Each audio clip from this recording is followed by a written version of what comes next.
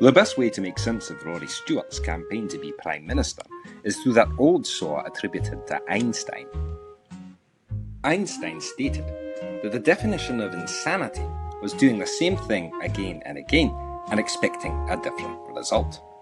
Now take someone who believes the exact opposite of this, that doing the same thing again and again will have a different result, and you pretty much understand Rory Stewart's campaign to be Prime Minister. Two basic questions need to be asked of any potential Tory leader, or indeed anyone with ambition to be Prime Minister right now. The first of these is, in what way does your policy on Brexit differ from Theresa May's? And the second, why would it be better?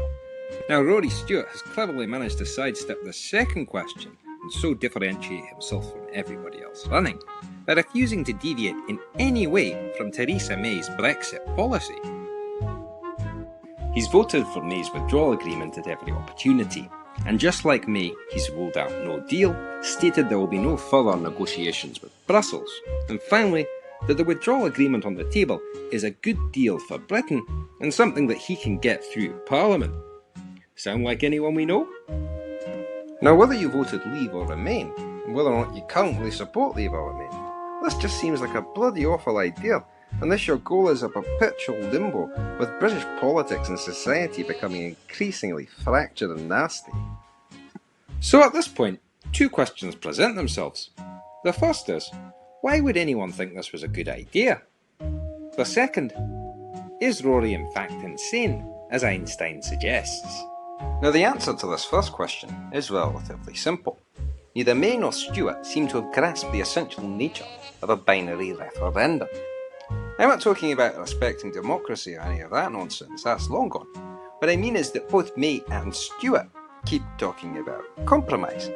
But I'm yet to find anyone who can explain to me how one compromises between a yes and a no. Want compromise. My entire mandate will be to avoid people choosing between no deal and remain. I think both options would divide the country for the next 40 years. So that is all that I'm about. It's a binary choice, and any movement away from one violates the wishes of that group. And a compromise solution necessarily violates the wishes of both groups, leaving nobody happy and everybody mad. Now, while it's clear critical thinking wasn't on the syllabus of whatever community college the Stewart went to, one can easily imagine the young Rory's first introduction to the story of King Solomon. Now, if you're unfamiliar with the story of King Solomon, it basically involves two mothers who've recently given birth. But one of the babies tragically dies, and the two mothers start to argue about who the remaining baby belongs to. Now, they go to the wise king for judgment, and Solomon immediately takes out his claymore and says, "Right, I'm going to chop this baby in half. You have that bit, you have that bit." And the real mother, of course, says she can have the baby, so informing Solomon that she is in fact the real mother. Now, upon hearing the wise king's declaration that the baby must be cut in half, little Rory jumps up exclaiming what a grand idea this is, and that is surely a compromise that would keep both women happy.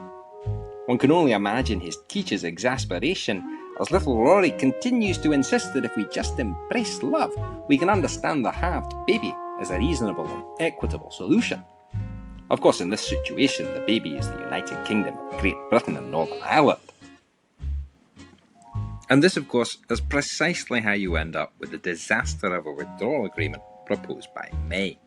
A solution with almost none of the benefits of being in the European Union, none of the benefits of really leaving, and a whole host of additional problems that threaten the integrity of the UK. In fact, so bad was this agreement that it led to the greatest defeat of a government motion in our democratic history.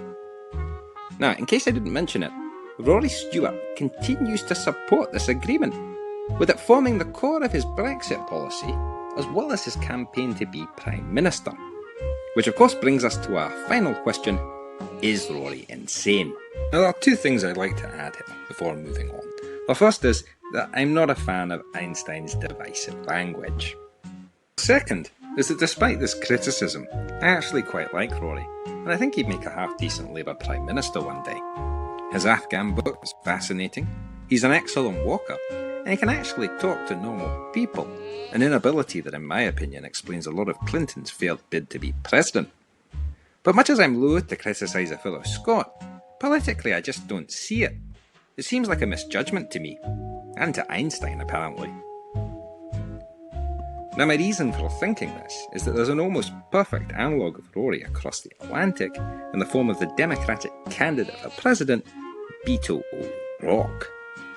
Now Beto has positioned himself as a moderate in a Senate race in an attempt to take the traditionally red state of Texas away from Ted Cruz. However, despite running Cruz incredibly close in the Senate race, he had a much harder time getting his own party's nomination for president. And this seems to be because in an attempt to appeal to voters in the other party, Beto ended up alienating members of his own. And I think Rory may be doing just that here. And of course we can see this in the fact that Rory is far more popular amongst Labour voters than he is amongst voters in his own party. But what will worry Conservative voters even more is the kind of rhetoric Rory's using. On his campaign website, he states, "I can handle the Tories." And while this makes some sense in terms of handling Tory MPs, it becomes a little bit odd when you remember that Conservative MPs are voted in by Conservative voters. And this brings us nicely to the final and most perturbing element of Rory's campaign, his insistence in a People's Assembly. Now, one wonders, having ruled out no deal, as well as any further renegotiation with Brussels, just what it is these people would be discussing.